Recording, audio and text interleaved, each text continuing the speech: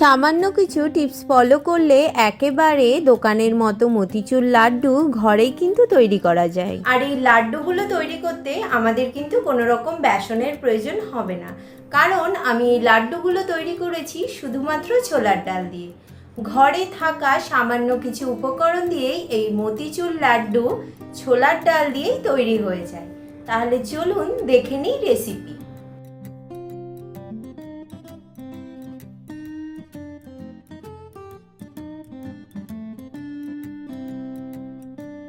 প্রথমে আমি নিয়েছি 500 গ্রাম ছোলার ডাল, মানে 2 কাপ।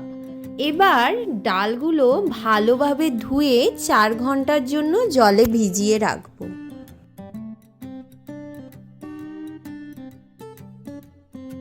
চার ঘন্টা পর ডাল ভালোভাবে ভিজে গেছে। এবার এর জল ফেলে দেব আর ডালগুলো শুধু মিক্সিতে দেব।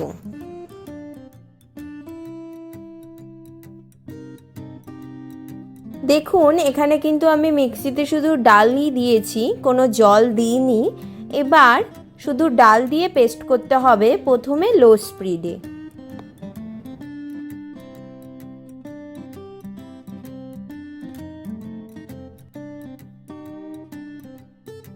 এক দু মিনিট পর ডালগুলো একটা চামচ দিয়ে মিশিয়ে নিতে হবে।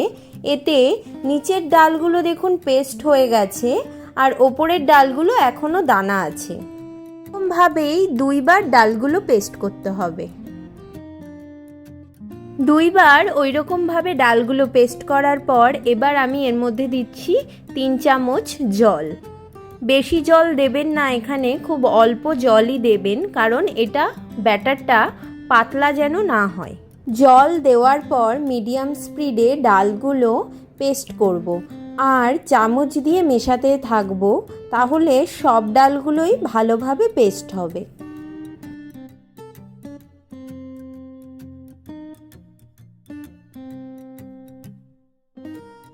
এখানে যদি মনে হয় ডালগুলো ভালোভাবে পেস্ট হচ্ছে না, তাহলে আরও 3 চামচ মতো জল দিয়ে মিডিয়াম স্পিডে 2 মিনিট রাখলেই দেখবেন খুব ভালোভাবে ডালগুলো পেস্ট হয়ে গেছে।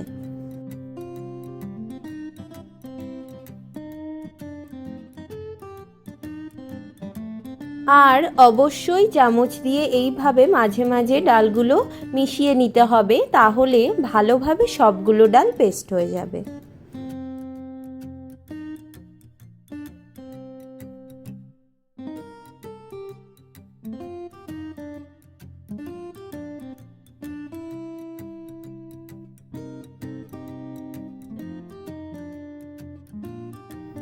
মোটামুটি 5 থেকে 7 মিনিটের সময় লাগবে ডালগুলো ভালোভাবে পেস্ট হতে।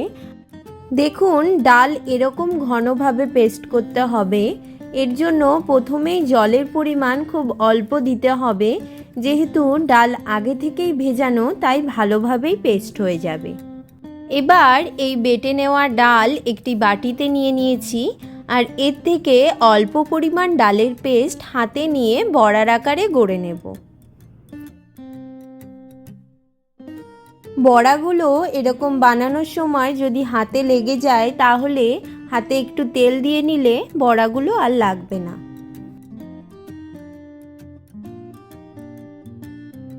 আমি একই রকমভাবে অল্প অল্প পরিমাণে ডালের পেস্ট নিয়ে সবগুলো বড়া তৈরি করে নিচ্ছি। এবার এই বড়াগুলো ভেজে নেব।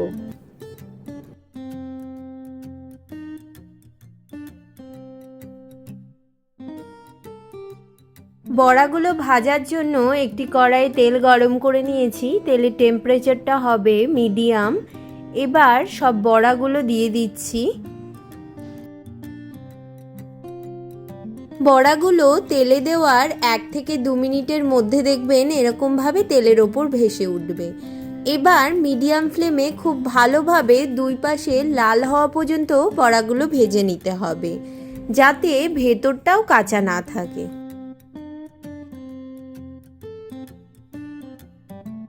দেখুন এখানে বড়াগুলো ভালোভাবে লাল হয়ে গেছে আর ভেতরটাও কাঁচা নেই।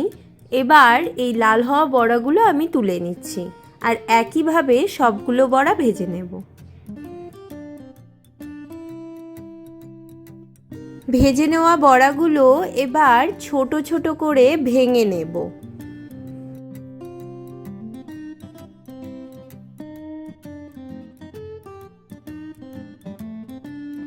দেখুন সবগুলো বড়া আমি এরকমভাবে ভেঙে নিয়েছি। এবার এই ভেঙে নেওয়া বড়াগুলো মিক্সিতে দেব আর 1-2 মিনিট মিডিয়াম স্পিডে মিক্সি চালালেই দেখবেন বড়াগুলো ভালোভাবে গুঁড়ো হয়ে গেছে।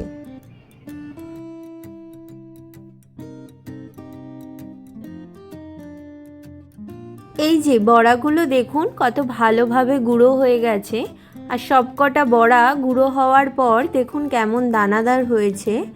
আপনারা বড়াগুলো যদি একবারে গুঁড়ো করতে না পারেন তাহলে মিক্সিতে 2 বার দিয়ে গুঁড়োটা করে নেবেন।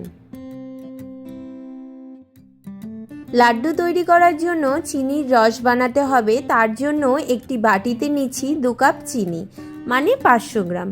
এখানে যত পরিমাণ ডাল দেবেন ঠিক সমান পরিমাণ দিতে হবে চিনি আর জল, তাই 2 কাপ চিনিতে আমি 2 কাপ জল দিয়ে দিচ্ছি।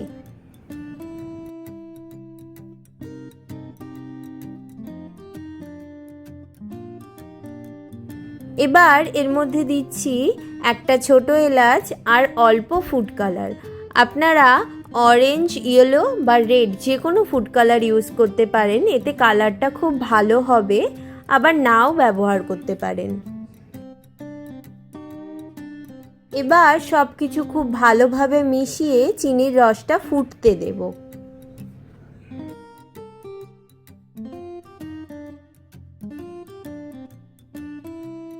চিনির রসটা তৈরি করার সময় অন্যদিকে একটি কড়াইয়ে দিচ্ছি 2 চামচ ঘি। এর মধ্যে ওই গুঁড়ো করে নেওয়া ডালের বড়া দিয়ে দিচ্ছি।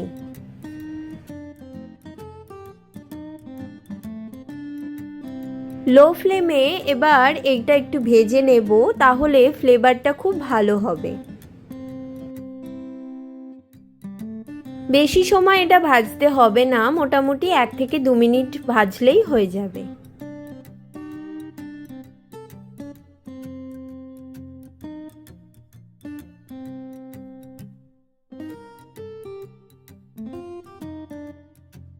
অন্যদিকে চিনির রসটাও বেশ ফুটতে শুরু করেছে। এবার একতারের শিরা হওয়া পর্যন্ত এটা ফুটিয়ে নিতে হবে।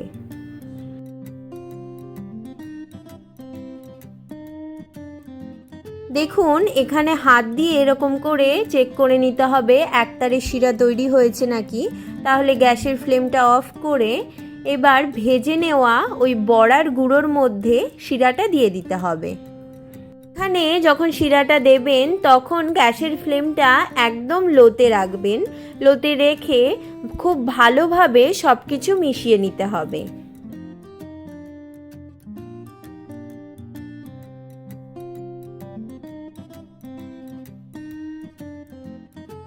1 থেকে 2 মিনিট পর গ্যাসের ফ্লেমটা অফ করে দিতে হবে। এবার এই মিক্সচারটা খুব ভালোভাবে ঠান্ডা করে নিতে হবে।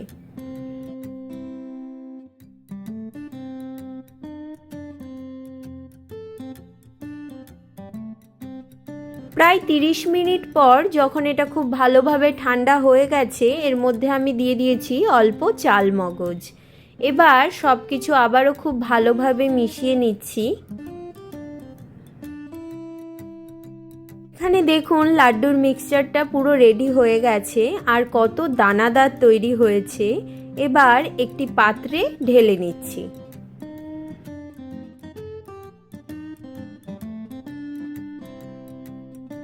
হাতে একটু ঘি মাখিয়ে এর থেকে অল্প পরিমাণ মিক্সচার হাতে নিয়ে আপনারা লাড্ডুটা কতটা ছোট বা বড় করবেন সেই পরিমাণ মতো নিয়ে গোল গোল করে পাকিয়ে নিতে হবে।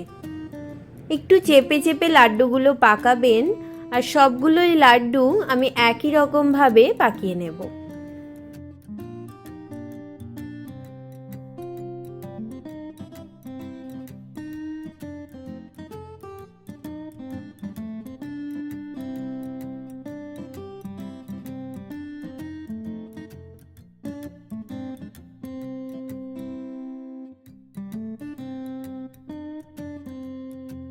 আর দেখুন কত সহজেই সামান্য কিছু উপকরণ দিয়েই একদম দোকানের মতন মতিচুর লাড্ডু ছোলার ডাল দিয়েই তৈরি হয়ে গেল। ছোলার ডালের এই লাড্ডুর রেসিপি আপনাদের কেমন লাগলো অবশ্যই জানাতে ভুলবেন না। আর নানান ধরনের ভেজ রেসিপি দেখার জন্য আমার চ্যানেলটি সাবস্ক্রাইব করার অনুরোধ রইল।